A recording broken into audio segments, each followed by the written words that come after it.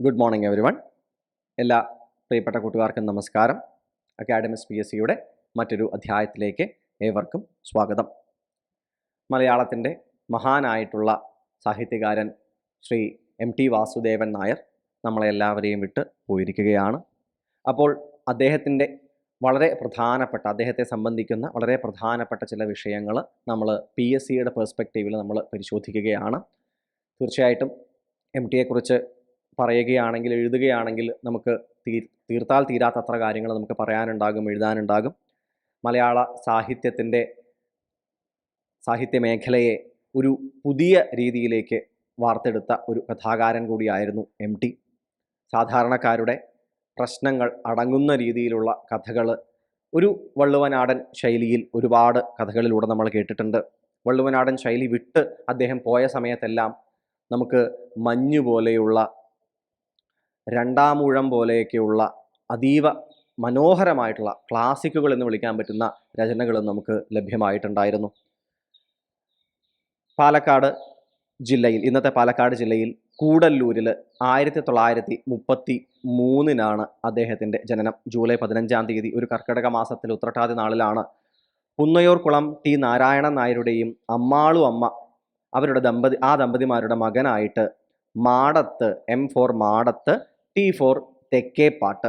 ഞാൻ വേറെ ഒന്നും കൊണ്ട് പറയുകയല്ല, നമ്മളൊരു PSC പെർസ്പെക്റ്റീവിൽ നോക്കുന്ന സമയത്ത് നമ്മളുടെ സംവിധായകനായിട്ടുള്ള സച്ചി മരിച്ചതിന് ശേഷം അദ്ദേഹത്തിൻ്റെ ഇനീഷ്യലുകളുടെ ഫുൾ ഫോം എല്ലാം ചോദിച്ചിട്ടുണ്ടായിരുന്നു. അതുകൊണ്ട് ഞാൻ ജസ്റ്റ് പറയുകയാണ്. MT എന്ന് പറയുന്നത് എന്താണ് എന്ന് ചോദിക്കുകയാണ് എന്നുണ്ടെങ്കിൽ അത് കൃത്യമായിട്ട് ഓർത്തിരിക്കുകയാ. മാടത്ത്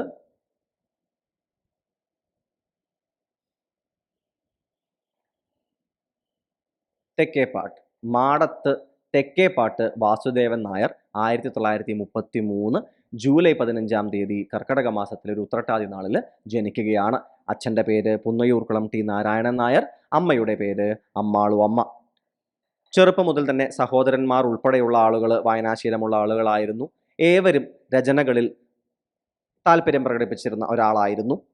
MTN നായർ എന്ന് പറയുന്ന അദ്ദേഹത്തിൻ്റെ ജ്യേഷ്ഠൻ ആണ് ആദ്യ കാലഘട്ടങ്ങളിൽ ഒരു എഴുത്തുകാരൻ എന്ന രീതിയിൽ കോളേജ് കാലഘട്ടങ്ങളിലും സ്കൂളുകളിലും മറ്റുമൊക്കെ ഹയർ സെക്കൻഡറി ലെവലിലൊക്കെ അറിയപ്പെട്ടിട്ടുണ്ടായിരുന്ന ആൾ. അന്നത്തെ കാലത്തെ പൊന്നാനി താലൂക്കിലായിരുന്നു ഈ കൂടല്ലൂർ കിടക്കുന്നുണ്ടായിരുന്നത് എന്ന കാര്യം കൂട്ടുകാർ ജസ്റ്റ് ഒന്ന് ആലോചിക്കുക. ഇന്ന് അത് പാലക്കാട് ജില്ലയുടെ ഭാഗമായിട്ടാണ് നമുക്ക് കാണാനായിട്ട് സാധിക്കുന്നത്. പിന്നീട് അദ്ദേഹത്തിൻ്റെ സഹോദരങ്ങളായിട്ടുള്ള ഗോവിന്ദൻ നായർ ഉണ്ടായിരുന്നു, നാരായണൻ നായർ അദ്ദേഹമാണ് ഒരു എഴുത്തുകാരൻ എന്ന രീതിയിൽ കൂടിയിട്ട് ആദ്യ കാലഘട്ടങ്ങളിൽ അറിയപ്പെട്ടിരുന്നു എന്ന് ഞാൻ പറഞ്ഞിട്ടുണ്ടായിരുന്നത്. പിന്നീട് അദ്ദേഹത്തിൻ്റെ പഠന കാലഘട്ടങ്ങളിലേക്ക് കടക്കുകയാണ്. കൂടല്ലൂരിൽ തന്നെ ഉള്ള കുടിപ്പള്ളിക്കൂടത്തിൽ, എലിമെൻ്ററി സ്കൂളിൽ, കുമാരനെല്ലൂർ ഹൈസ്കൂളിൽ ഇവിടങ്ങളിലൊക്കെ അദ്ദേഹം പഠിക്കുകയാണ്. 1948 അദ്ദേഹം ഒന്നാം ക്ലാസ്സോട് കൂടിയിട്ട് 10ാം ക്ലാസ് പാസ്സാവുകയാണ്. വീട്ടിലെ ദാരിദ്ര്യവും മറ്റു കാര്യങ്ങളും കാരണം അദ്ദേഹം കുറച്ചു കാലത്തേക്ക് പഠനമില്ലാതെ ഏതാണ്ട് ഒരു വർഷത്തോളം വെറുതെ ഇരിക്കുന്നുണ്ട്. പിന്നീട് തൊട്ടടുത്ത വർഷം 1949 അദ്ദേഹം പാലക്കാട് വിക്ടോറിയ കോളേജിൽ ചേരുന്നത്. 1949 വിക്ടോറിയ കോളേജിൽ അദ്ദേഹം ചേരുന്നു. അതിനുശേഷം അദ്ദേഹത്തിൻ്റെ പഠനം അവിടെ വിക്ടോറിയ കോളേജിൽ മുന്നോട്ട് പോയിക്കൊണ്ടിരിക്കുകയാണ്. ഈ കാലഘട്ടത്തിലാണ് അദ്ദേഹം തൻ്റേതായിട്ടുള്ള രചനകൾ പതുക്കെ തുടങ്ങുകയും അദ്ദേഹം സാഹിത്യത്തിൻ്റെതായിട്ടുള്ളൊരു ലോകത്തിലേക്ക് ആദ്യ ചുവടുകൾ ശക്തമായി വെച്ച് തുടങ്ങുന്നത് വിക്ടോറിയ കോളേജിലെ പഠനകാലത്താണ് എന്ന് നമുക്ക് പറയാൻ പറ്റും. പിന്നീട് അദ്ദേഹം ഒരു നോവലിസ്റ്റായിട്ട് അറിയപ്പെട്ടിട്ടുണ്ട്, ഷോർട്ട് സ്റ്റോറി റൈറ്ററായിട്ട് അറിയപ്പെട്ടിട്ടുണ്ട്. ഒരു ഷോർട്ട് സ്റ്റോറി റൈറ്ററായിട്ട് ഏറ്റവും ഫേമസ് ആയിട്ടുള്ള രീതിയിൽ സ്ക്രീൻ പ്ലേ തിരക്കഥകളെ മറ്റൊരു തലത്തിലേക്ക് ഉയർത്തിക്കൊണ്ടുപോയ ഒരു ആളായിട്ട് അറിയപ്പെടുന്നുണ്ട്.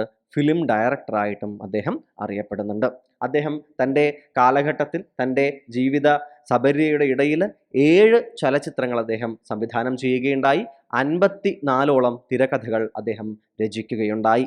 ഈ കാര്യങ്ങൾ ഓർക്കാനായിട്ട് ശ്രദ്ധിക്കുക. 1949 വിക്ടോറിയയിൽ ചേർന്നിട്ട് അദ്ദേഹം തൻ്റെ വിക്ടോറിയൻ കാലഘട്ടം മുന്നോട്ടേക്ക് പോയിക്കൊണ്ടിരിക്കുകയായിരുന്നു. ഇതിന് മുൻപ് 1948 ഒരുപക്ഷെ, എനിക്കത് കൃത്യമായിട്ട് അറിയില്ല എന്നെനിക്ക് ഊഹിക്കുകയാണ്, അദ്ദേഹം 10ാം ക്ലാസ് കഴിഞ്ഞ് വെറുതെ ഇരിക്കുന്ന ഒരു കാലഘട്ടത്തിലായിരുന്നോ എന്ന് എനിക്കറിയില്ല. ആ കാലഘട്ടത്തിൽ 1948 ആദ്യമായിട്ട് ഇദ്ദേഹത്തിൻ്റെ ആദ്യ കഥ പ്രസിദ്ധീകരിക്കപ്പെടുന്നത്. MT വാസുദേവൻ നായരുടെ ആദ്യ കഥ വിഷുവാഘോഷം എന്ന പേരുള്ളൊരു കഥയായിരുന്നു. ചെന്നൈ ബേസ്ഡ് ആയിട്ടുള്ള, ചെന്നൈ ആസ്ഥാനമാക്കിയിട്ട് അന്ന് പ്രവർത്തിച്ചു കൊണ്ടിരിക്കുന്നുണ്ടായിരുന്ന ചിത്രകേരളം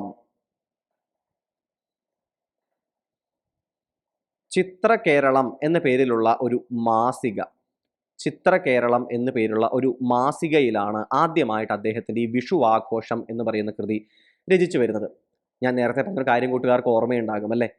തൻ്റെ പഠനം, പണത്തിൻ്റെ കുറവ് കാരണം തൻ്റെ പഠനം ഉടനെ തന്നെ കണ്ടിന്യൂ ചെയ്യാൻ പറ്റുകയില്ല എന്ന അവസ്ഥയിൽ നിലനിൽക്കുന്നുണ്ടായിരുന്ന MT വിഷു ആഘോഷം എന്ന് പറയുന്ന ഈ കൃതിയിൽ അദ്ദേഹം എഴുതുന്ന കഥ എന്താണെന്ന് അറിയാമോ? വിഷുവിന് അടുത്ത വീടുകളിലെല്ലാം പടക്കം പൊട്ടിക്കൊണ്ടിരിക്കുകയാണ്. പക്ഷേ പടക്കം വാങ്ങാൻ കയ്യിൽ പണമില്ലാത്തത് കൊണ്ട് ആ ചുറ്റും നിന്നും കേൾക്കുന്ന ആഘോഷത്തിൻ്റെ ശബ്ദങ്ങളെല്ലാം വല്ലാത്തൊരു ദുഃഖത്തിൻ്റെ ഒരു ശബ്ദമായി മാറിക്കൊണ്ട് കേട്ടിരിക്കുന്ന ഒരു കുട്ടിയുടെ കഥയായിരുന്നു വിഷു ആഘോഷം എന്ന് പറയുന്ന ഈ ഒരു കൃതി. ചെന്നൈ ബേസ്ഡ് ആയിട്ടുള്ള ചിത്രകേരളം 1948 ഈ രീതിയിൽ MTയുടെ ജീവിതഗന്ധിയായിട്ടുള്ള ഈ കഥ പ്രസിദ്ധീകരിക്കുകയാണ്. അതിനുശേഷം പിന്നീട് അദ്ദേഹം നേരത്തെ പറഞ്ഞതുപോലെ തന്നെ വിക്ടോറിയ കോളേജിൽ ചേരുന്നു. വിക്ടോറിയ കോളേജിൽ അദ്ദേഹം രസതന്ത്രം, കെമിസ്ട്രി ആണ് അദ്ദേഹം പഠിക്കുന്നത്. രസതന്ത്രത്തിൽ BSc രസതന്ത്രത്തിൽ അദ്ദേഹം എന്ത് ചെയ്യുകയാണ്? പഠനം നടത്തുകയാണ്. ഇങ്ങനെ ഇവിടെ പഠിച്ചുകൊണ്ടിരിക്കുന്ന സമയത്ത്, ബിരുദ വിദ്യാർത്ഥിയായിരിക്കുന്ന സമയത്താണ് അദ്ദേഹത്തിൻ്റെ ആദ്യത്തെ കഥാസമാഹാരം, ഫസ്റ്റ് ബുക്ക്, അദ്ദേഹത്തിൻ്റെ ആദ്യ പുസ്തകം, കഥാസമാഹാരം പുറത്തിറങ്ങുന്നത്. അതിൻ്റെ പേരായിരുന്നു രക്തം പുരണ്ട മണൽത്തരികൾ. ഏതായിരുന്നു? രക്തം പുരണ്ട മണൽത്തരികൾ. വിക്ടോറിയൻ സമയത്ത് ആദ്യ കഥാസമാഹാരം 1952 അദ്ദേഹം പുറത്തിറക്കുകയാണ്. പക്ഷേ അദ്ദേഹത്തിൻ്റെ ഏറ്റവും പ്രധാനപ്പെട്ട, ഏറ്റവും ഇമ്പോർട്ടൻ്റ് ആയിട്ടുള്ള ഒരു സ്റ്റെപ്പ്, അദ്ദേഹത്തിനെ ഒരു പ്രശസ്തി എന്ന് പറയുന്ന ഒരു തലത്തിലേക്ക് ആദ്യമായിട്ട് അദ്ദേഹത്തിൻ്റെ പേരടയാളപ്പെടുത്തുന്ന രീതിയിലേക്കുള്ള ഒരു സംഭവം നടക്കുന്നത് തൊട്ടടുത്ത വർഷമായിരുന്നു. 1954 വളർത്തുമൃഗങ്ങൾ എന്ന പേരിൽ അദ്ദേഹം രചിക്കുന്ന ഒരു കൃതി വേൾഡ് ഷോർട്ട് സ്റ്റോറി കോമ്പറ്റീഷനിൽ, ലോക ചെറുകഥ മത്സരത്തിൽ New York Herald Tribune, Hindustan times, Mathrubhumi ഇവരെല്ലാം കൂടി ചേർന്ന് നടത്തിയിരുന്ന ഈ ഒരു മത്സരത്തിൽ ഇദ്ദേഹത്തിൻ്റെ കൃതി, ഇദ്ദേഹത്തിൻ്റെ കഥ 1ാം സമ്മാനം നേടുകയാണ്. വളർത്തുമൃഗങ്ങൾ, ഒരു സർക്കസ് കൂടാരത്തിൻ്റെ ഉള്ളിൽ ജീവിക്കുന്ന കുറച്ച് ആളുകളുടെ കഥയായിരുന്നു വളർത്തുമൃഗങ്ങൾ എന്ന് പറയുന്ന ഈ ഒരു രചനയിൽ നമുക്ക് കാണാനായിട്ട് സാധിച്ചത്. അതും നമുക്ക് കൃത്യമായി മനസ്സിലാക്കാൻ സാധിക്കും അല്ലേ? അദ്ദേഹം എഴുതിയ ഓരോ കൃതികളിലും മനുഷ്യന്മാരുടെ അന്നത്തെ കാലഘട്ടത്തിലുള്ള സർവൈവലിനുള്ള ഒരു ശ്രമത്തിൻ്റെ, ഏത് രീതിയിലൊക്കെയോ അന്നത്തെ ഒരു, നമുക്കറിയാം അന്നത്തെ കാലഘട്ടം എന്ന് പറയുന്നത് സ്വാതന്ത്ര്യം കിട്ടിയിട്ടുണ്ട്, നമ്മൾ ഒരുപാട് സംസ്കാരങ്ങളുടെ, നമ്മളുടെ ചരിത്രത്തിൻ്റെ ഒരു വലിയ ഭാരം നമ്മൾ പേറുന്നുണ്ട്. എന്നാൽ ആധുനികതയിലേക്ക് നമുക്ക് കടന്നു പോവുകയല്ല, ഓടി പോകേണ്ടതുണ്ട്, സമ്പാദിക്കേണ്ടതുണ്ട്, രാജ്യത്തിൻ്റെ സാക്ഷരത വളരേണ്ടതുണ്ട്. വളരെ കലുഷിതമായിട്ടുള്ള ആ ഒരു കാലഘട്ടത്തിൽ ഓരോരുത്തരും ചെയ്തു പോന്നിരുന്ന സർവൈവലിന് വേണ്ടിയിട്ട്, എങ്ങനെയെങ്കിലും ഒന്ന് ജീവിച്ചു പോകാൻ വേണ്ടി പലരും ആടിയിരുന്ന നാടകങ്ങളെല്ലാം MTയുടെ തൂലികയ്ക്ക് കഥകളായി, അക്ഷരങ്ങളായിട്ട് മാറിയിരുന്നത് നമുക്ക് കാണാനായിട്ട് സാധിക്കുന്നുണ്ട്. ഇതിനുശേഷം 1954 അദ്ദേഹത്തിൻ്റെ ഈ ഒരു 1ാം സമ്മാനം ലഭിച്ച അദ്ദേഹത്തിൻ്റെ പേര് ഒന്നുകൂടി പ്രശസ്തമാകുന്നു. അതിനുശേഷം അദ്ദേഹം 1955 തൊട്ടടുത്ത വർഷം വിക്ടോറിയയിൽ നിന്ന് ഇറങ്ങിയതിനു ശേഷം അദ്ദേഹം അധ്യാപകനായിട്ട് പ്രവർത്തിക്കുന്നുണ്ട്. പട്ടാമ്പി ബോർഡ് സ്കൂളിൽ അദ്ദേഹം എന്ത് ചെയ്യുന്നുണ്ട്? അധ്യാപകനായിട്ട് ജോലിയിൽ പ്രവേശിക്കുന്നുണ്ട്. അദ്ദേഹം മാത്സ് അധ്യാപകനായിട്ട് ജോലി ചെയ്യുന്നുണ്ട്, കണക്കധ്യാപകനാണ്. ചാവക്കാട് ഒരു ബോർഡ് സ്കൂളിൽ അദ്ദേഹം കണക്കധ്യാപകനായിട്ട് ഇത് ചെയ്യുന്നുണ്ട്, ജോലി ചെയ്യുന്നുണ്ട്. പിന്നീട് അദ്ദേഹത്തിൻ്റെ ജീവിതത്തിലെ അടുത്ത പ്രധാനപ്പെട്ട മൊമെന്റ് 1957 1957 മാതൃഭൂമി ആഴ്ചപ്പതിപ്പിൽ സബ് എഡിറ്ററായിട്ട് MT ചേരുകയാണ്. ഇത് അദ്ദേഹത്തിൻ്റെ ജീവിതത്തിൽ ഒരു വലിയ ടേണിംഗ് പോയിന്റ് ആണെന്ന് പറയാം. ഒരുപക്ഷെ അദ്ദേഹത്തിന് മാത്രമല്ല, ആ കാലഘട്ടത്തിലെ പുതിയ ആഴ്ചപ്പതിപ്പിൽ അദ്ദേഹം ചേർന്ന്, സബ് എഡിറ്ററായി ചേർന്ന് അദ്ദേഹം തൻ്റെ ആദ്യ നോവലായിട്ടുള്ള പാതിരാവും പകൽ വെളിച്ചവും എന്ന് പറയുന്ന കൃതി, അദ്ദേഹത്തിൻ്റെ ആദ്യ നോവലായിട്ടുള്ള പാതിരാവും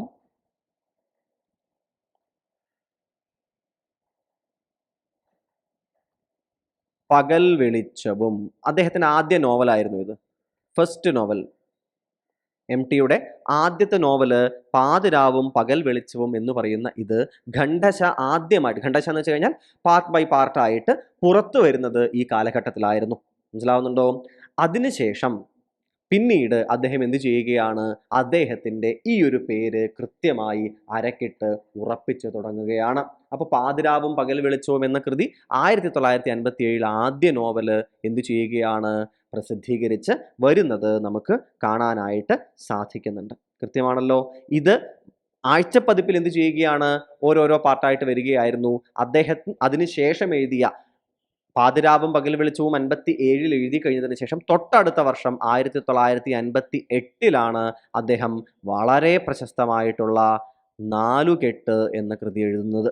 നാലുകെട്ട് എന്ന കൃതി ആ കാലഘട്ടത്തിൽ വള്ളുവനാടിലെ നായർ തറവാടുകളിലെയും ക്ഷയിച്ചുകൊണ്ടിരിക്കുന്ന ഭൂമി, ക്ഷയിച്ചുകൊണ്ടിരിക്കുന്ന സമ്പാദ്യം, എന്നാൽ എന്താ പറയുക, അഭിമാനബോധത്തിൽ എന്താ പറയുക അപ്പോഴും രമിച്ചുകൊണ്ടിരിക്കുന്ന എന്താ പറയുക അമ്മാവന്മാര്, നായർ പ്രമാണിമാര്, അവരുടെ ഇടയിൽ നിന്ന് പുതിയ ലോകത്തേക്ക് എങ്ങനെയെങ്കിലും രക്ഷപ്പെടാൻ ശ്രമിക്കുന്ന യുവാക്കള്, അങ്ങനെ ആ കാലഘട്ടത്തിൽ നിന്ന് അടർത്തിയെടുത്തിട്ടുള്ള ഒരു പരിച്ഛേദമായിരുന്നു ഏതെന്ന് പറയുന്നത് നമ്മളുടെ നാലുകെട്ട് എന്ന് പറയുന്ന ഈ ഒരു കൃതി. ആ കൃതി വളരെയധികം ശ്രദ്ധിക്കപ്പെടുകയാണ്. നാലുകെട്ട് അടിസ്ഥാനപരമായിട്ട് പറയുകയാണെങ്കിൽ കേന്ദ്ര സാഹിത്യ അക്കാദമി അവാർഡ് എന്ത് ചെയ്യുന്നുണ്ട്, അർഹമാകുന്നുണ്ട്. മനസ്സിലാവുന്നുണ്ടോ? നാലുകെട്ട് അതുകൊണ്ട് തന്നെ MTയുടെ രചനാ ചരിത്രത്തിലെ ഒരു വളരെ പ്രധാനപ്പെട്ട കൃതിയായിട്ട് എന്ത് ചെയ്യുക, നിങ്ങൾ ഓർക്കാനായിട്ട് ശ്രദ്ധിക്കുക. അപ്പൊ ഈ രീതിയിൽ നാലുകെട്ട് എന്ത് ചെയ്യുന്നുണ്ട്, വളരെ കൃത്യമായിട്ട് 1959 അവാർഡിന് അർഹമാകുന്നുണ്ട് എന്ന കാര്യം ആലോചിക്കാനായിട്ട് ശ്രദ്ധിക്കുക. ഓക്കെ അല്ലേ? സംശയങ്ങളില്ല എന്ന് വിചാരിക്കുകയാണ്. ക്ഷമിക്കണം, ഞാൻ കേന്ദ്ര സാഹിത്യ അക്കാദമി അവാർഡ് എന്നാണ് പറഞ്ഞത്. കേന്ദ്ര സാഹിത്യ അക്കാദമി അവാർഡുള്ള നാലുകെട്ടിന് കിട്ടുന്നത് കേരള സാഹിത്യ അക്കാദമി അവാർഡായിരുന്നു. പെട്ടെന്ന് എനിക്ക് പറഞ്ഞപ്പോൾ മാറിപ്പോയതാണ്. കേരള സാഹിത്യ അക്കാദമി അവാർഡാണ് അദ്ദേഹത്തിന് ലഭ്യമാകുന്നത്. കൃത്യമാണല്ലോ, സംശയങ്ങളില്ല എന്ന് വിചാരിക്കുന്നു. നാലുകെട്ടിൻ്റെ മറ്റൊരു പ്രത്യേകത എന്താ? നമ്മൾ നേരത്തെ പറഞ്ഞ പാതിരാവും പകൽ വെളിച്ചവും ഞാൻ പറഞ്ഞില്ലേ, ഖണ്ഡശ എന്നാണ് അതിന് ഉപയോഗിക്കുന്ന മലയാള വാക്ക്. ഖണ്ഡശ എന്ന് വെച്ച് കഴിഞ്ഞാൽ ചാപ്റ്റർ ബൈ ചാപ്റ്റർ, ഒരാഴ്ചത്തെ മാതൃഭൂമി ആഴ്ചയിൽ ആദ്യ ചാപ്റ്റർ വരും, അടുത്ത ചാപ്റ്റർ അടുത്ത ആഴ്ച വരും, അങ്ങനെയാണ് ഖണ്ഡശ വരിക എന്ന് പറയുന്നത്. നാലുകെട്ടായിരുന്നു അദ്ദേഹത്തിന്റെ പുസ്തക രൂപത്തിൽ ആദ്യമായിട്ട് പ്രസിദ്ധീകരിച്ചിട്ടുള്ള നോവൽ. മനസ്സിലാവുന്നുണ്ടോ? വ്യത്യാസങ്ങൾ മനസ്സിലായില്ല രണ്ടും തമ്മിലുള്ളത്? നാലുകെട്ടാണ് ഒരൊറ്റ പുസ്തകമായിട്ട് ഒരു നോവൽ കംപ്ലീറ്റ് ആയിട്ട് ഇറക്കുന്ന ആദ്യ നോവൽ ഏതായിരുന്നു? നാലുകെട്ടായിരുന്നു. അതിന് കേരള സാഹിത്യ അക്കാദമി അവാർഡ് 1959 ലഭിക്കുകയുമുണ്ടായി എന്ന് ഓർക്കാനായിട്ട് ശ്രദ്ധിക്കുക. പിന്നീട് അദ്ദേഹത്തിൻ്റെ സാഹിത്യ ലോകം എന്ന് പറയുന്നത് പടർന്ന് പന്തലിക്കുന്നതാണ് നമ്മൾ കാണുന്നത്.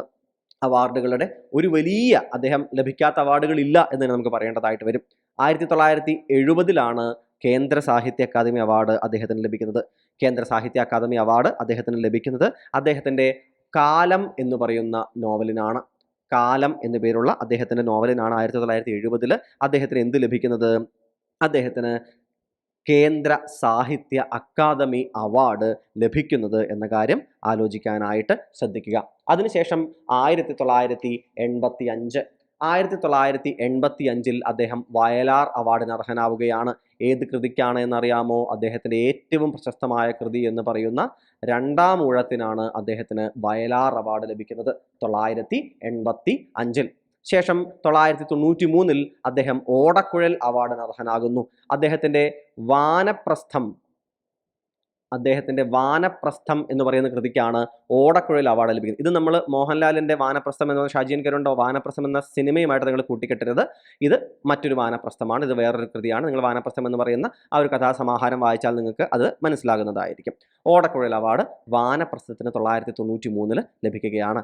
ഇനി PSCയുമായി ബന്ധപ്പെട്ടുകൂടി നിങ്ങൾ ഓർക്കേണ്ട പ്രധാനപ്പെട്ട കാര്യം, 1995 ശ്രീ MT ജ്ഞാനപീഠ പുരസ്കാരത്തിന് അർഹനാവുകയാണ്. 1995 രാജ്യം അദ്ദേഹത്തിന് സാഹിത്യത്തിനുള്ള ജ്ഞാനപീഠ പുരസ്കാരം ലഭിക്കുന്നു. ഇതേ വർഷം 1995 തന്നെ അദ്ദേഹം കേരള സാഹിത്യ അക്കാദമിയുടെ അധ്യക്ഷനായിട്ട് മാറുന്നുണ്ട്. ഇതേ വർഷം തന്നെ അദ്ദേഹം എന്തായി മാറുന്നു? കേരള സാഹിത്യ അക്കാദമിയുടെ അധ്യക്ഷനായിട്ട് മാറുകയും ചെയ്യുന്നുണ്ട്. 2005 പത്മഭൂഷൺ നൽകി രാജ്യം ഈ സാഹിത്യകാരനെ ആദരിക്കുന്നു. കേരള സാഹിത്യ അക്കാദമി ഫെല്ലോഷിപ്പ് നൽകിയിട്ട് ഇതേ വർഷം അദ്ദേഹത്തെ ആദരിക്കുന്നുണ്ട്. 2011 എഴുത്തച്ഛൻ പുരസ്കാരത്തിന് അദ്ദേഹം അർഹനാവുകയാണ്. എഴുത്തച്ഛൻ അവാർഡ് 2011 ലഭിക്കുന്നു. 2022 നമ്മളുടെ പത്മ പുരസ്കാരങ്ങൾ എങ്ങനെയാണോ രാജ്യം നൽകി രാജ്യത്തെ പ്രധാനപ്പെട്ട വ്യക്തികളെ ആദരിക്കുന്നത്, അതിന് തുല്യമായി കേരള ഗവൺമെൻറ് കേരള ജ്യോതി പുരസ്കാരങ്ങൾ എന്ത് ചെയ്യുന്നു? ആരംഭിക്കുകയാണ്. ഇതിലെ ഈ കേരള ജ്യോതി പുരസ്കാരം പ്രഥമ പുരസ്കാരം 2022 ആദ്യത്തെ പുരസ്കാരം പ്രഖ്യാപിക്കപ്പെടുന്നത്. കേരള ജ്യോതിയുടെ പ്രഥമ പുരസ്കാരം ലഭ്യമാകുന്നത് ശ്രീ MT വാസുദേവൻ നായർക്ക് ആയിരുന്നു. കൃത്യമല്ലേ? സംശയങ്ങളില്ലല്ലോ. ഈ അവാർഡുകൾ ഓരോന്നും കൂട്ടുകാർ ഓർത്ത് വെക്കേണ്ടതാണ്. അവാർഡുകൾ ഓരോന്നുമായി ബന്ധപ്പെട്ടിട്ടുള്ള കൃതികളും കൃത്യമായിട്ട് പറഞ്ഞു തന്നിട്ടുണ്ട്. അത് വ്യക്തമായിട്ട് മനസ്സിലാക്കുന്നതിന് വേണ്ടിയിട്ട് ശ്രദ്ധിക്കുക. കൃത്യമാണല്ലോ. ഇനി ഇതിനിടയിൽ ഞാൻ വിട്ടുപോയൊരു കാര്യം ഒന്ന് പറയുകയാണ്. 1970 നമ്മൾ ഇതിലേക്ക് ഒന്നുകൂടി വരും. എന്നാലും ഇവിടെ തന്നെ ഞാനൊന്ന് പറയുകയാണ്. 1973 MT സംവിധാനം ചെയ്യുന്ന നിർമാല്യം എന്ന് പറയുന്ന സിനിമയ്ക്ക് രാഷ്ട്രപതിയുടെ സ്വർണ്ണപ്പതക്കം ലഭിക്കുന്നത്. നിർമാല്യത്തിന് രാജ്യത്തെ മികച്ച സിനിമയ്ക്കുള്ള രാഷ്ട്രപതിയുടെ സ്വർണ്ണപ്പതക്കം നിർമാല്യത്തിന് 1973 ലഭ്യമാകുന്നുണ്ട് എന്നുകൂടി ആലോചിക്കുക. ശ്രീ MT വാസുദേവൻ നായർ മാതൃഭൂമി ആഴ്ചപ്പതിപ്പുമായിട്ടുള്ള അദ്ദേഹത്തിന്റെ ബന്ധം വളരെ ദീർഘമായിട്ടുള്ള ബന്ധമായിരുന്നു. നമ്മൾ പറഞ്ഞത് ഓർമ്മയില്ലേ? 1957 സബ് എഡിറ്ററായിട്ട് അദ്ദേഹം എന്ത് ചെയ്യുന്നുണ്ട്? മാതൃഭൂമിയിൽ ചേരുകയാണ്. 1968 അദ്ദേഹം എന്തായിട്ട് മാറുകയാണ്? അദ്ദേഹം പത്രാധിപർ ആയി മാറുകയാണ്. പത്രാധിപരായിട്ട് മാറുകയാണ്. ആഴ്ചപ്പതിപ്പിന്റെ പത്രാധിപരായി മാറുകയാണ്. MT പത്രാധിപരായിരിക്കുന്ന സമയത്ത് അദ്ദേഹത്തിന് ഏറ്റവും കൂടുതൽ ആളുകൾ ബഹുമാനിക്കുന്ന മറ്റൊരു കാര്യം അതാണ്. പുതിയ കഥാകാരന്മാരെ, ആധുനിക രീതിയിൽ കഥകൾ എഴുതുന്ന ആളുകളെയെല്ലാം അദ്ദേഹം വല്ലാതെ പ്രോത്സാഹിപ്പിച്ചിരുന്നു.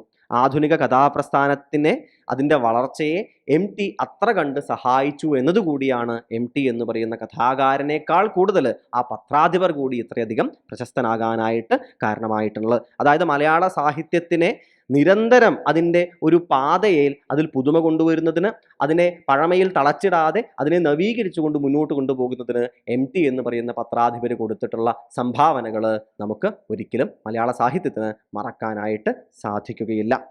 പിന്നീട് അദ്ദേഹം തിരക്കഥയുടെ ലോകത്തേക്ക്, സിനിമയുടെ ലോകത്തേക്കൊക്കെ പോകുന്നത് നമ്മൾ അത്ഭുതത്തോടു കൂടി നോക്കിക്കാണുന്നുണ്ട്. അദ്ദേഹത്തിൻ്റെ പ്രധാനപ്പെട്ട കഥാസമാഹാരങ്ങൾ നമുക്കൊന്ന് നോക്കാം. കഥാസമാഹാരങ്ങളിൽ ഇരുട്ടിൻ്റെ ആത്മാവ് തീർച്ചയായിട്ടും വ്യത്യസ്തമായിട്ടൊരു കഥയാണ്. അത് സിനിമയായിട്ട് അതിൽ പ്രേം നസീറും ശാരദയുമൊക്കെയാണ് അതിൽ അഭിനയിച്ചിട്ടുണ്ടായിരുന്നത്. P. ഭാസ്കരനായിരുന്നു ഈ ഇരുട്ടിൻ്റെ ആത്മാവ് എന്ന് പറയുന്ന ഈ ഒരു കഥ ഒരു സിനിമയാക്കിയിട്ട് സംവിധാനം ചെയ്തത്. പ്രേം നസീർ ഒരു ചോക്ലേറ്റ് നായകനായിട്ട് മാത്രം കണ്ടുകൊണ്ടിരുന്ന പ്രേം നസീറിൻ്റെ വളരെ വ്യത്യസ്തമായിട്ടുള്ള ഒരു കഥാപാത്രം കൂടിയായിരുന്നു ഈ ഒരു ഇരുട്ടിൻ്റെ ആത്മാവ് എന്ന് പറയുന്ന ഈ ഒരു സിനിമ. ഇരുട്ടിൻ്റെ ആത്മാവ് അദ്ദേഹത്തിൻ്റെ ഓരോ കൃതികളും ഒരുപാട് തരത്തിലുള്ള ആശയങ്ങൾ ചർച്ച ചെയ്തുകൊണ്ടിരിക്കുന്നതായിരുന്ന ഒരു കൃതികളാണ് ഓരോന്നും. ഇരുട്ടിൻ്റെ ആത്മാവിൽ ഒരു മാനസികമായിട്ട് കുറച്ച് വ്യത്യസ്തനാണ് എന്ന് കരുതുന്ന, അതായത് ഒരു സിവിലൈസ്ഡ് ആൻഡ് അൺസിവിലൈസ്ഡ് എന്ന് പറയുന്ന രണ്ട് തലങ്ങളെ അദ്ദേഹം ഒരു കഥയിലൂടെ പറഞ്ഞു തരികയായിരുന്നു. എന്താണ് ഒരു മനുഷ്യന്മാർ എന്തിനെയാണ് ശരിയെന്ന് കരുതുന്നത്, ശരിയായ പെരുമാറ്റം എന്ന് കരുതുന്നത്, ഇത്തരത്തിലുള്ള ആശയങ്ങളെയൊക്കെ വളരെ അതിനെ പരത്തി പറയാതെ ചില കാര്യങ്ങളിലൂടെ നമുക്ക് കാട്ടിത്തന്നു കൊണ്ടുപോയിട്ടുള്ള കഥയായിരുന്നു ഇരുട്ടിൻ്റെ ആത്മാവ്. ഓളവും തീരവും, ബന്ധനം. ഈ ഓളവും തീരവും ഈ അടുത്ത് നിങ്ങൾക്ക് ഓർമ്മയുണ്ടോ അറിയില്ല, പ്രിയദർശൻ ഉൾപ്പെടെയുള്ള കുറേയധികം ആളുകൾ ഒന്നിച്ച് ചേർന്നുകൊണ്ട് MTയുടെ കുറേയധികം കഥകൾ ഒന്നിച്ച് ചേർത്ത് സിനിമകളാക്കിയിട്ട് ചെറിയ ഷോർട്ട് ഫിലിമുകളായിട്ട് ഇറക്കിയിരുന്നു. ഓളവും തീരുമൊക്കെ ആ സമയത്ത് വീണ്ടും ന്യൂസുകളിൽ വന്നിട്ടുണ്ടായിരുന്നു. ബന്ധനം, വാരിക്കുഴി, ദാരേസലാം, സ്വർഗം തുറക്കുന്ന സമയം, വാനപ്രസ്ഥം, ഷെർലോക്ക്, ഇവയോരോന്നും അദ്ദേഹത്തിൻ്റെ പ്രശസ്തമായിട്ടുള്ള കഥാസമാഹാരങ്ങളാണ്. ഇതല്ലാതെ മറ്റ് ചിലവയുമുണ്ട്. ഞാനിവിടെ പ്രധാനമായും ഉൾപ്പെടുത്തിയിരിക്കുന്നത് പല അവാർഡുകൾ ലഭിച്ചിട്ടുള്ള ചില പ്രധാനപ്പെട്ട ക്രിട്ടിക്കലി അക്ലെയിംഡ് ആയി മാറിയിട്ടുള്ള കഥാസമാഹാരങ്ങളാണ് ഞാൻ പ്രധാനമായിട്ടും ഇവിടെ വെക്കാനായിട്ട് ശ്രമിച്ചിട്ടുള്ളത്. ഇതിൽ ഷെർലോക്ക് എന്നൊക്കെ പറഞ്ഞ ഭാഗമില്ലേ, ഷെർലക്ക് എന്ന് പറഞ്ഞാൽ ആക്ച്വലി ഷെർലക്ക് ആരാ അറിയോ? നമ്മൾ ഷെർലക്ക് ഹോംസ് ഒന്നുമില്ല. ഷെർലക്ക് ആ പേര് കൊടുത്തതിനകത്ത് ചില കാരണങ്ങളുണ്ട്. നിങ്ങൾ ആ കഥ വായിക്കൂ. ഒരു പൂച്ചയാണ്. അപ്പോൾ ആ പൂച്ചയുടെ അവസാനം ആ കഥ അവസാനിക്കുന്നത് എങ്ങനെയാ അറിയോ? ഈ പൂച്ചയുടെ കഥ അവസാനിക്കുന്നത്, അതായത് ഈ ഷെർലക്ക് എന്ന് പറയുന്ന ഈ കൃതിയുടെ അവസാനത്തെ ലൈൻ വളരെയധികം മനോഹരമായ രീതിയിൽ അവസാനിക്കുന്നത്. Thanks my dear Indian guess, എൻ്റെ നഖങ്ങൾ കണ്ടുപിടിച്ചതിന്, എൻ്റെ സ്വത്വം എനിക്ക് തിരിച്ചു തന്നതിന്, ബൈ ബൈ. ഇങ്ങനെയാണ് ഈ കഥ അവസാനിക്കുന്നത്. നമ്മുടെ നാട്ടിലുള്ളവരും നാട്ടിൽ നിന്ന് പുറത്ത് വിദേശത്ത് പോയിട്ട് ജീവിക്കുന്ന ആളുകളും അവർ തമ്മിലുള്ള അന്തരങ്ങളും ഇത്തരത്തിലുള്ള കുറേയധികം കാര്യങ്ങൾ നമുക്ക് പറഞ്ഞു തരുന്ന രീതിയിലുള്ള ഒരു കഥയായിരുന്നു ഷെർലക്ക് എന്ന് പറയുന്ന കഥ. വാനപ്രസ്ഥം, ഒരു ഗുരുവും ആ ഗുരുവിൻ്റെ എത്രയും പ്രിയപ്പെട്ട ഒരു ശിഷ്യയും തമ്മിലുള്ള ഒരു പ്രത്യേക തരത്തിലുള്ള ചില ബന്ധങ്ങൾ, ഏറെ ദീർഘകാലത്തിന് ശേഷം അവർ കാണുന്ന സമയത്ത് അവർ നടത്തുന്ന സംസാരങ്ങൾ, ഇത്തരത്തിലുള്ള കാര്യങ്ങളെല്ലാം ചർച്ച ചെയ്യുന്ന മറ്റൊരു വളരെ മനോഹരമായിട്ടുള്ള മറ്റൊരു കൃതിയായിരുന്നു വാനപ്രസ്ഥം എന്ന് പറയുന്ന കൃതി. അപ്പോൾ ഈ രീതിയിൽ വിവിധങ്ങളായിട്ടുള്ള കഥാസമാഹാരങ്ങളിലൂടെ പുതിയ കഥകളുടെ വലിയ ഒരു ഭാണ്ഡം അഴിച്ചിടുകയായിരുന്നു അദ്ദേഹം. കഥാസമാഹാരങ്ങൾക്ക് ശേഷം നമുക്ക് പഠിക്കേണ്ടത് നോവലുകളാണ്. ഏതെല്ലാമാണ് നോവലുകൾ വരുന്നത്? ആദ്യ നോവൽ നമ്മൾ പറഞ്ഞിരുന്നു അല്ലേ, 1957 എന്ത് പുറത്തു വരുന്നുണ്ട്? അദ്ദേഹത്തിന്റെ ആദ്യ നോവലായിട്ടുള്ള പാതിരാവും പകൽ വെളിച്ചവും പുറത്തു വരികയാണ്. പാതിരാവും പകൽ വെളിച്ചവും എന്ന അദ്ദേഹത്തിന്റെ ആദ്യ നോവൽ 1957 പുറത്തു വരികയാണ്. അതിനുശേഷം 1958 തൊട്ടടുത്ത വർഷമാണ് നാലുകെട്ട് പുറത്തു വരുന്നത്.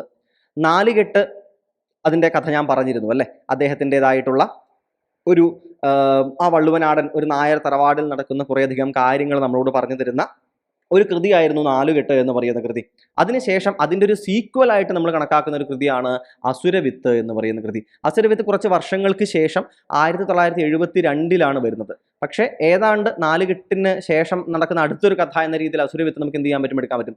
നാലുകെട്ടിലെ ഒരു നായകൻ എന്ന് പറയുന്ന ഒരാൾ അപ്പുണ്ണിയാണ്. അപ്പുണ്ണി എന്നാണ് അദ്ദേഹം ആ ഒരു കുട്ടിയുടെ രീതിയിലാണ് എന്ത് ചെയ്യുന്നത് അത് വരുന്നത്. മനസ്സിലാവുന്നുണ്ടോ കൂട്ടുകാർക്ക്?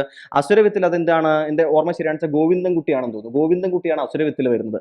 അസുരവിത്ത് കാരണം PSC അത്തരത്തിൽ കഥാപാത്രങ്ങളുടെ പേരും ചോദിക്കലുണ്ട്. ഗോവിന്ദൻകുട്ടിയാണ് അസുരവിത്തിൽ എന്ത് ചെയ്യുന്നത് വരുന്ന ഒരു പ്രധാന കഥാപാത്രം എന്ന് പറയുന്നത്. അപ്പോൾ ഇതെല്ലാം അദ്ദേഹത്തിൻ്റെതായിട്ടുള്ള ജീവിതത്തിലെ പലയിടങ്ങളിൽ നിന്നും കണ്ടെത്തിയിട്ടുള്ള പല പല കാര്യങ്ങളായിരുന്നു. നായർ തറവാടുകളിൽ അമ്മാവന്മാര്, ഒപ്പോളുമാര്, നിള എന്ന് പറയുന്ന എല്ലാം സാക്ഷിയായിട്ട് ഒഴുകുന്ന നിള എന്ന് പറയുന്നൊരു കഥാപാത്രം, അങ്ങനെ പല പല കാര്യങ്ങൾ ആ ഒരു വള്ളുവനാടുമായി ബന്ധപ്പെട്ട് കിടക്കുന്ന, സംസ്കാരവുമായി ബന്ധപ്പെട്ട് കിടക്കുന്ന, ആ കാലഘട്ടത്തിലെ സംസ്കാര ച്യുതിയുമായി ബന്ധപ്പെട്ട് കിടക്കുന്ന കാര്യങ്ങളെല്ലാം ഈ കൃതികളിൽ നമുക്ക് കാണാനായിട്ട് സാധിക്കുന്നുണ്ട്. പിന്നീട് അദ്ദേഹം തൻ്റെ സ്ഥിരമായിട്ടുള്ള മേഖല വിട്ടുപോയ ഒരു കൃതിയായിരുന്നു മഞ്ഞ് എന്ന് പറയുന്ന കൃതി. നൈനിറ്റാളിന്റെ പശ്ചാത്തലത്തിൽ ഒരുക്കിയിട്ടുള്ള ഈ ഒരു കൃതിയിലാണ് അദ്ദേഹത്തിന്റെ നോവലുകളിൽ ഒരു സ്ത്രീ ഏറ്റവും പ്രധാനപ്പെട്ട കഥാപാത്രം. കഥകളിൽ പലതിലും സ്ത്രീ കഥാപാത്രങ്ങൾ പ്രധാനപ്പെട്ട കഥാപാത്രങ്ങളെ വരുന്നുണ്ട്. പക്ഷെ ഒരു നായകൻ നായിക എന്ന തലത്തിൽ നോക്കുമ്പോൾ വിമല എന്ന് പറയുന്ന ഒരാളാണ് മഞ്ഞ് എന്ന് പറയുന്ന ഈ ഒരു കൃതിയിലെ പ്രധാന കഥാപാത്രം. വിമലയിലൂടെയാണ് എന്ത് ചെയ്യുന്നത്, ഈ കഥ മുന്നോട്ടേക്ക് പോയിക്കൊണ്ടേ ഇരിക്കുകയും ചെയ്യുന്നത്. മനസ്സിലാവുന്നുണ്ടോ? അപ്പോൾ വിമല എന്ന് പറയുന്ന കഥാപാത്രം അങ്ങനെ പ്രധാനമായിട്ടുള്ള ഒരാളാണ്. കാലത്തിനെ കുറിച്ച് നമ്മൾ പറഞ്ഞിരുന്നു. അദ്ദേഹത്തിന് കാലം എന്ന് പറയുന്ന കൃതിക്കാണ് 1970 കേന്ദ്ര സാഹിത്യ അക്കാദമി അവാർഡ് ലഭിക്കുന്നത്. കേന്ദ്ര സാഹിത്യ അക്കാദമി അവാർഡ് അദ്ദേഹത്തിന് ലഭ്യമാകുന്നത് കാലം എന്ന് പറയുന്ന നോവലിലൂടെയാണ്. പിന്നീട് അദ്ദേഹത്തിൻ്റെ ഏറ്റവും പ്രശസ്തമായിട്ടുള്ള, അല്ലെങ്കിൽ അദ്ദേഹം തൻ്റെതായിട്ടുള്ള സ്ഥിരമായിട്ടുള്ള ഫോർമുലകളെല്ലാം മാറ്റിക്കൊണ്ടെഴുതിയ കൃതിയായിരുന്നു രണ്ടാമൂഴം എന്ന് പറയുന്ന കൃതി. രണ്ടാമൂഴം ഭീമസേനൻ എന്ന് പറയുന്ന നമ്മളുടെ മഹാഭാരതത്തിലെ ഒരുപാട് കഥാപാത്രങ്ങളെ കുറിച്ച് നമ്മൾ ചർച്ച ചെയ്യുമ്പോഴും ഒരു പരിഹാസ രൂപേണ തീറ്റപ്രിയനായിട്ടുള്ള, എല്ലാത്തിനെയും തച്ച് തകർക്കുന്ന, അങ്ങനെ ഒരു വളരെ റോ ആയിട്ട് മാത്രം നമ്മൾ കണക്കാക്കിയിട്ടുണ്ടായിരുന്ന ഒരു ഭീമസേനൻ എന്ന് പറയുന്ന കഥാപാത്രത്തിനെ അതിനെ ഡൈസെക്റ്റ് ചെയ്തുകൊണ്ട്, അതിനെ വിവിധ പരിച്ഛേദങ്ങളാക്കി മുറിച്ചുകൊണ്ട്, അതിൻ്റെ പല പല തലങ്ങളിൽ, ആ കഥാപാത്രത്തിൻ്റെ വിവിധ തലങ്ങളിലേക്ക് കടന്നു ചെന്നുകൊണ്ട് ആരും സങ്കല്പിക്കാത്ത പല പല സന്ദർഭങ്ങളിലും മുഹൂർത്തങ്ങളിലും ആ മുഹൂർത്തങ്ങളെല്ലാം തിരിച്ചു വെച്ചുകൊണ്ട് നമ്മളെ തന്നെ ചിന്തിപ്പിക്കുന്ന രീതിയിലുള്ള ഒരു കൃതിയായിരുന്നു രണ്ടാമൂഴം എന്ന് പറയുന്ന കൃതി. നമ്മളെല്ലാം രാക്ഷസനായും നിഷാദനായും രാക്ഷസിയായിട്ടും അല്ലെങ്കിൽ വളരെ ഒട്ടും അപ്രധാനമായി കണക്കാക്കിയിരുന്ന പല കഥാപാത്രങ്ങളിൽ നിന്നും ഒരു മനുഷ്യന്റെ ജീവിതത്തിൽ എങ്ങനെയാണ് അത്തരം മറ്റുള്ളവർ അപ്രധാനമായി കണക്കാക്കുന്ന സന്ദർഭങ്ങളും സംഭാഷണങ്ങളും കഥാപാത്രങ്ങളും അത്രമേൽ പ്രധാനമായി മാറുന്നത് എന്ന് നമുക്ക് പറഞ്ഞു തന്നൊരു കൃതി കൂടിയായിരുന്നു രണ്ടാമൂഴം എന്ന് പറയുന്ന കൃതി. എല്ലായിടത്തും രണ്ടാമനായി മാറിയിരുന്ന ഭീമസേനന്റെ കഥ ആളുകളെല്ലാവരും വലിയ ഒരു ആരവത്തോടു കൂടി തന്നെ ഏറ്റെടുക്കുകയായിരുന്നു. ഈ രണ്ടാമൂഴം എന്ന് പറയുന്ന കൃതി ഇപ്പോൾ ഞാൻ കുറച്ച് മുമ്പ് ഇന്നത്തെ പത്രങ്ങളിൽ മോഹൻലാൽ എഴുതിയിട്ടുണ്ടായിരുന്ന ഒരു ഓർമ്മക്കുറിപ്പിൽ, MTയെ കുറിച്ച് എഴുതിയിരുന്ന ഓർമ്മക്കുറിപ്പിൽ ഞാൻ കണ്ടിരുന്നു. രണ്ടാമൂഴം എന്ന് പറയുന്ന ഈ ഒരു കൃതി സിനിമയാക്കാനുള്ള ഏതാണ്ട് കാര്യങ്ങളെല്ലാം സംസാരിച്ച് വന്നതായിരുന്നു. പക്ഷേ ടെക്നിക്കലായിട്ടുള്ള പല പ്രശ്നങ്ങളും കാരണം അത് നടക്കാതെ പോയി എന്ന് അദ്ദേഹം എഴുതിയത് ഞാൻ ജസ്റ്റ് വായിച്ചിട്ടുണ്ടായിരുന്നു. ഒരുപാട് പേര്, ഞാൻ എൻ്റെ ചെറുപ്പം മുതൽ തന്നെ ഞാൻ കേൾക്കുന്ന ഒരു കാര്യമാണ് രണ്ടാമൂഴം സിനിമയാക്കി മാറ്റണം, മോഹൻലാൽ ഭീമനായിരിക്കണം എന്നൊക്കെ ഉള്ള ചർച്ചകൾ ഒരുപാട് കാലമായിട്ട് കേൾക്കുന്നതാണ്. രണ്ടാമൂഴം ആ രീതിയിൽ MTയുടെ നോവലുകളിലെ ജനങ്ങളുടെ ഉള്ളിലേക്ക് വല്ലാണ്ട് ഇറങ്ങി ചെന്നിട്ടുള്ള, അദ്ദേഹത്തിൻ്റെ സ്ഥിരം പാറ്റേണുകളിൽ നിന്ന് വളരെ വ്യത്യസ്തമായി യാത്ര ചെയ്ത ഒരു കൃതിയായിരുന്നു. അടുത്ത കൃതി വാരണാസി ആയിരുന്നു. അദ്ദേഹം 2000-ങ്ങൾക്ക് ശേഷം എഴുതിയിട്ടുള്ള കൃതിയായിരുന്നു വാരണാസി എന്ന് പറയുന്ന നോവല്. NP മുഹമ്മദുമായി ചേർന്ന് അദ്ദേഹം എഴുതിയിട്ടുള്ള ഒരു കൃതിയായിരുന്നു അറബിപ്പൊന്ന്. NP മുഹമ്മദുമായിട്ടുള്ള അദ്ദേഹത്തിൻ്റെ സൗഹൃദം വളരെ തീവ്രമായിരുന്നു. അദ്ദേഹത്തിൻ്റെ മകൻ അദ്ദേഹത്തിൻ്റെ മനോരമയിൽ ഇന്ന് ഒരു ഓർമ്മക്കുറിപ്പൊക്കെ എഴുതിയിട്ടുണ്ടായിരുന്നു. അറബിപ്പൊന്ന് എന്ന് പറയുന്ന കൃതി ഒരുപാട് തവണ പി എസ് സിയിൽ ചോദ്യം വന്നിട്ടുള്ള ഒരു ചോദ്യം കൂടിയായിരുന്നു. M T Vasudevan Nair, N P Muhammad, ഇവർ രണ്ടുപേരും കൂടി ചേർന്ന് എഴുതിയിട്ടുള്ള ഒരു കൃതിയായിരുന്നു അറബിപ്പൊന്ന്. അതിൽ അദ്ദേഹത്തിന്റെ മകൻ ഓർമ്മക്കുറിപ്പിൽ പറയുന്നത് 2 വ്യക്തികൾ എഴുതിയ കൃതി എന്നല്ല അറബിപ്പൊന്നിനെ വിളിക്കുന്നത്, 2 വ്യക്തികൾ ഒന്നായി ചേർന്ന് എഴുതിയ ഒരു കൃതി എന്നാണ്. അവർ രണ്ടുപേരും രണ്ടായിരുന്നില്ല, ഒന്നായിരുന്നു എന്നായിരുന്നു അദ്ദേഹത്തിന്റെ മകൻ ഓർമ്മക്കുറിപ്പിൽ പറയാനായിട്ട് ശ്രമിച്ചിരുന്നത്. നോവലുകൾ ഈ രീതിയിൽ എം ടിയുടെ പഠിക്കാനായിട്ട് ശ്രദ്ധിക്കുക. ചലച്ചിത്ര മേഖല എന്ന് പറയുന്നതാണ് എം ടിയെ ജനങ്ങളുടെ ഇടയിലേക്ക് മറ്റൊരു തലത്തിലേക്ക്, അല്ലെങ്കിൽ എൻറ്റയർലി ഒരു വേറൊരു തലത്തിലേക്ക് എം ടി ഉയർത്തിക്കൊണ്ടുപോയത് ചലച്ചിത്ര മേഖലയിലുള്ള അദ്ദേഹത്തിന്റെ പ്രവർത്തനങ്ങളായിരുന്നു. അദ്ദേഹത്തിന്റെ ആദ്യത്തെ സ്ക്രീൻ പ്ലേ, ആദ്യ തിരക്കഥ എന്ന് പറയുന്നത് മുറപ്പെണ്ണ് എന്ന് പറയുന്ന ഒന്നായിരുന്നു. മുറപ്പെണ്ണ് എന്ന് പറയുന്നത് അദ്ദേഹത്തിന്റെ തന്നെ ഒരു കഥയായിട്ടുണ്ടായിരുന്ന സ്നേഹത്തിന്റെ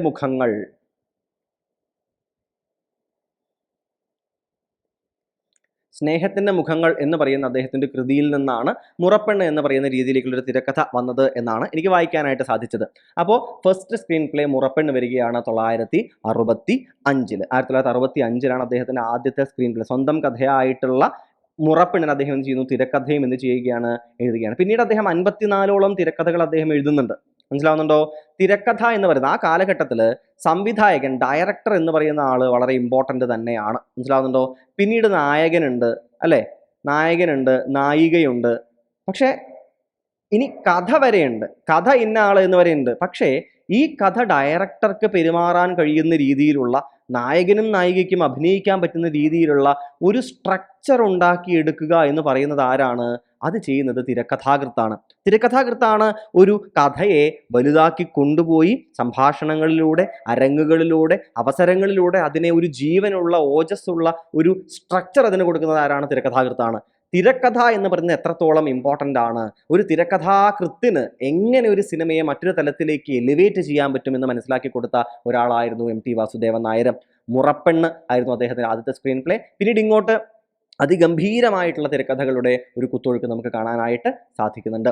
ഫസ്റ്റ് ഡയറക്ടോറിയൽ അദ്ദേഹത്തിന്റെ നിർമാല്യമായിരുന്നു. നിർമാല്യം അദ്ദേഹത്തിന്റെ ആദ്യത്തെ സംവിധാന സംരംഭമായിരുന്നു.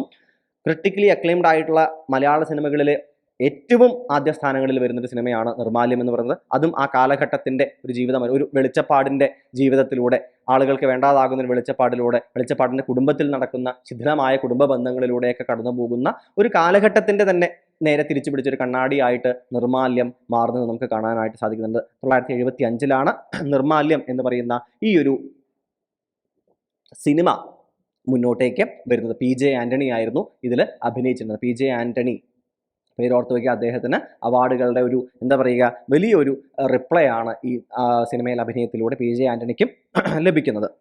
നിർമാല്യം അദ്ദേഹത്തിൻ്റെ ഫസ്റ്റ് ഡയറക്ടോറിയൽ. പിന്നീട് അദ്ദേഹത്തിൻ്റെ ചലച്ചിത്ര മേഖലയെക്കുറിച്ച് പറയുകയാണെന്നുണ്ടെങ്കിൽ ഒരുപാട് പറയാനുണ്ട്. ഞാൻ അവാർഡുകൾ ലഭിച്ചിട്ടുള്ള പ്രധാനപ്പെട്ട ചില കൃതികൾ മാത്രം ഇവിടെ ഇത് ചെയ്യുകയാണ്, ഞാനൊന്ന് പറഞ്ഞു പോവുകയാണ്. പെരുന്തച്ചൻ അദ്ദേഹത്തിന്റെ പ്രധാനപ്പെട്ട ഒരു കൃതിയായിരുന്നു, അവാർഡുകൾ ലഭിച്ചിട്ടുണ്ട്. ഞാൻ എല്ലാ അവാർഡും പറഞ്ഞു പോകുന്നില്ല. ഒരു ചെറുപുഞ്ചിരി, ഞാൻ ഇവിടെ കൊടുത്തുള്ള ചിത്രം ഒരു ചെറുപുഞ്ചിരി എന്ന് പറയുന്ന സിനിമയിലേതാണ്. ഒടുവിൽ ഉണ്ണികൃഷ്ണനും ഈ നടിയുടെ പേര് ഞാൻ മറന്നുപോയി, ക്ഷമിക്കുക എൻ്റെ അടുത്ത്. ഇവർ രണ്ടുപേരും ചേർന്ന് വയസ്സായിട്ടുള്ള 2 ആളുകളുടെ അവരുടെ ജീവിതത്തിലെ സ്ഥിരം ജീവിതം, അതായത് ഡെയിലി ബേസിസിലുള്ള ചില കാര്യങ്ങളിലൂടെ കടന്നു പോകുന്ന അതിമനോഹരമായിട്ടുള്ള ഒരു മൂവിയാണ്. നിങ്ങൾ ആരെങ്കിലും അത് കണ്ടിട്ടില്ല എന്നുണ്ടെങ്കിൽ തീർച്ചയായും നിങ്ങൾ പോയി കാണേണ്ട ഒരു സിനിമയാണത്. ഗ്രോയിങ് അപ്പ് ഓൾഡ് എന്ന് നമ്മളില്ലേ, ഗ്രോയിങ് അപ്പ് ഓൾഡ് എന്ന് പറയില്ലേ, നമ്മൾ സ്നേഹിച്ചുകൊണ്ട് വളർന്ന് വലുതായി വയസ്സായ അനുഭവങ്ങളിലൂടെ എന്താ പറയുക, അവസാന കാലഘട്ടത്തിലേക്ക് നടന്നു നീങ്ങുക എന്നൊക്കെ നമ്മൾ പറയാറുണ്ട് അല്ലേ. ആ രീതിയിലുള്ള ഒരു അതിമനോഹരമായിട്ടുള്ള 2 ആളുകൾ തമ്മിലുള്ള ഒരു ബന്ധത്തിന്റെ കഥ പറയുന്ന ഒരു കൃതിയായിരുന്നു, ഒരു സിനിമയായിരുന്നു ഒരു ചെറുപുഞ്ചിരി. ഓളവും തീരവും, ബന്ധനം, സുകൃതം, വാരിക്കുഴി ഇവയെല്ലാം വളരെ ക്രിട്ടിക്കലി അക്ലെയിംഡ് ആയിട്ടുള്ള ഒരുപാട് അവാർഡുകൾ വാങ്ങിയിട്ടുള്ള സിനിമകൾ ആയിരുന്നു എന്ന കാര്യം കൂട്ടുകാർ മനസ്സിലാക്കാനായിട്ട് ശ്രദ്ധിക്കുക. കൃത്യമാണല്ലോ. അടുത്ത ഭാഗത്തേക്ക് പോകാം, അവസാന ഭാഗത്തേക്ക്. National award for best screenplay. അദ്ദേഹം 4 തവണയാണ്, എൻ്റെ ഊഹം ശരിയാണെങ്കിൽ 4 തവണ നാഷണൽ അവാർഡ് സ്ക്രീൻ പ്ലേക്ക് വാങ്ങിയിട്ടുള്ളത് എം ടി മാത്രമാണ് എന്നാണ് എനിക്ക് തോന്നുന്നത്. 4 വർഷങ്ങളിലൂടെ 4 വ്യത്യസ്തങ്ങളായിട്ടുള്ള രചനകളിലൂടെ അദ്ദേഹം 4 തവണ ദേശീയ അവാർഡ് തിരക്കഥയ്ക്ക് നേടിയെടുക്കുന്നുണ്ട്. 1989 ഒരു വടക്കൻ വീരഗാഥ എന്ന കൃതിക്ക്, 1991 കടവ് എന്ന് പറയുന്ന സ്ക്രീൻ പ്ലേക്ക്, 1992 സതയം എന്ന് പറയുന്ന ഒരിക്കൽ കണ്ടാൽ ഏതൊരാളെയും പിന്നെ ഹോണ്ട് ചെയ്യുന്ന മോഹൻലാലിൻ്റെ മാസ്റ്റർ ക്ലാസ് അഭിനയങ്ങളിൽ ഒന്നായിട്ടുള്ള സതയം എന്ന് പറയുന്ന കൃതിക്ക്, 1994 പരിണയം എന്ന് പറയുന്ന സ്ക്രീൻ പ്ലേക്ക്. ഇങ്ങനെയായിരുന്നു അദ്ദേഹത്തിന് 4 നാഷണൽ അവാർഡുകൾ എം ടിക്ക് ലഭിച്ചിട്ടുണ്ടായിരുന്നത്. എം ടിയെ ഇത്തരത്തിൽ കുറച്ച് സിനിമകളുടെ പേരുകൾ മാത്രം പറഞ്ഞ്, കുറച്ച് എന്താ പറയുക, ചെറുകഥകളുടെ പേര് പറഞ്ഞ്, നോവലുകൾ പറഞ്ഞ് പരിചയപ്പെടുത്തേണ്ട, വിശദീകരിച്ച് അവസാനിപ്പിക്കേണ്ട ഒരാളല്ല എം ടി വാസുദേവൻ നായർ എന്ന് പറയുന്ന ഒരാൾ.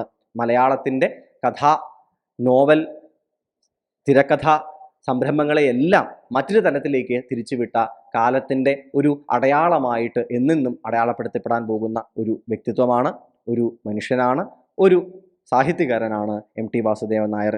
പണ്ട് വിക്ടോറിയയിൽ പഠിക്കുന്ന സമയത്ത് ലൈബ്രറി ഉപയോഗിക്കാത്ത ആളുകളുടെ കാർഡുകൾ കൂടി വാങ്ങിയിട്ട് വെക്കേഷന് പോകുന്നതിന് മുൻപായിട്ട് ആ കാർഡുകൾ കൂടി ഉപയോഗിച്ച് കൂടുതൽ ബുക്കുകൾ വാങ്ങിക്കൊണ്ട് വീട്ടിലേക്ക് പോവുകയും അവ കൃത്യമായി തിരിച്ചു കൊണ്ടുപോയി കൊടുക്കുകയും ചെയ്യുന്ന എം ടി തൻ്റെ ജീവിതാനുഭവങ്ങൾ എഴുതിയിട്ടുള്ളതൊക്കെ അറിയാതെ ഓർത്തു പോവുകയാണ്.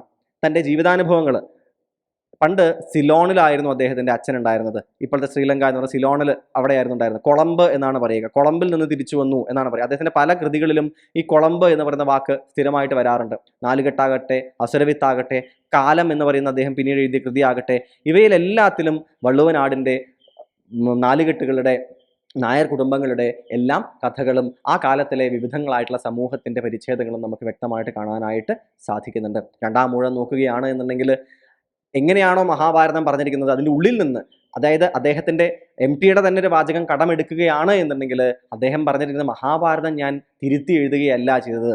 വ്യാസൻ, മഹാനായിട്ടുള്ള വ്യാസൻ ഗർഭം ധരിച്ച ചില മൗനങ്ങളുണ്ടായിരുന്നു. ആ മൗനങ്ങളിൽ നിന്ന് അദ്ദേഹം പറയാതെ വിട്ടുപോയ ചില കാര്യങ്ങൾ, അടർന്നു വീഴാൻ നിന്നിരുന്ന ചില വാക്കുകൾ ഞാൻ എടുത്ത് എഴുതി തീർത്തു എന്ന് മാത്രമേ ഉള്ളൂ എന്ന് പറഞ്ഞുകൊണ്ടാണ് അദ്ദേഹം അദ്ദേഹത്തിൻ്റെ ഭീമസേനനെ തിരിച്ച് ഇങ്ങോട്ട് മല ഇറക്കിപ്പിക്കുന്നത്. എന്തൊക്കെ പറയുകയാണ് എന്നുണ്ടെങ്കിലും കാലം എം ടി എന്ന് പറയുന്ന 2 ഇനീഷ്യലുകളിലൂടെ മലയാള സാഹിത്യത്തിനെ എന്നെന്നും ഓർക്കുമെന്ന് തീർച്ചയാണ്. Thank you everyone.